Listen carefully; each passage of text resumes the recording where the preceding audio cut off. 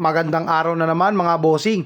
Yung dish nga pala na to ay isa sa aking mga pinagmamalaki. Ito ang aking kalderetang bibe. Tara, ituturo ko sa iyo kung paano ang diskarte. Let's go!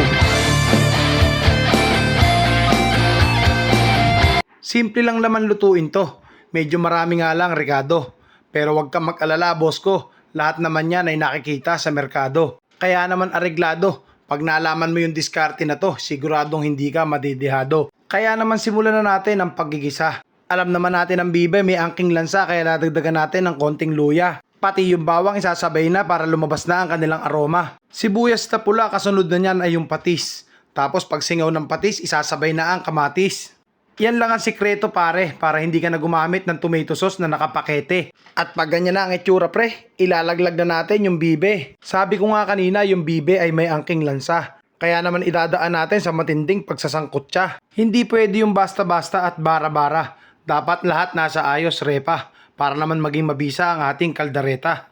Tapos atin munang takpan upang ang ating bibe ay tuluyang pagpawisan. At pag ang ating karne ay tuluyang nasangkot siya, maglalagay na tayo ng iba't ibang pangpalasa. Unahin natin sa laurel, isusunod na kagad natin yung paminta. Tapos yung toyo ng misis mo na 2 buwan na yatang may dalaw, repa. Tapos yung ikalawang piga ng gata, yan ang ating pangsasabaw para mas maging mabisa ang ating sarsa. Tapos tuluyan mo ng takpan. Apoy ay hinaan, mahaba-habang pakuluan.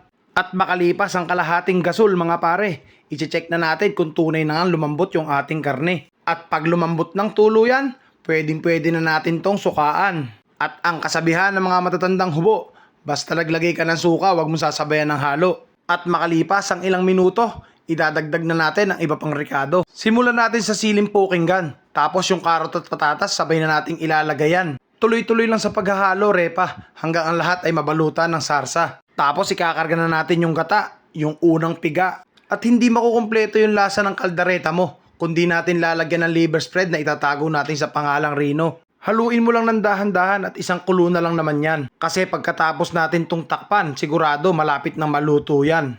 At wala na tayong ibang gagawin kundi ito ay tikman. At kung tayo man ay may pagkukulang, atin na lang itong dagdagan. At okay na mga pare, luto na ang ating kalderetang bibe. At kung umabot ka dito, paki-comment naman kung tigasan kayo. Para naman malaman ko kung gasan umabot yung video. At kung ikaw ay may natutunan bro, paki-share naman yung video. Bye!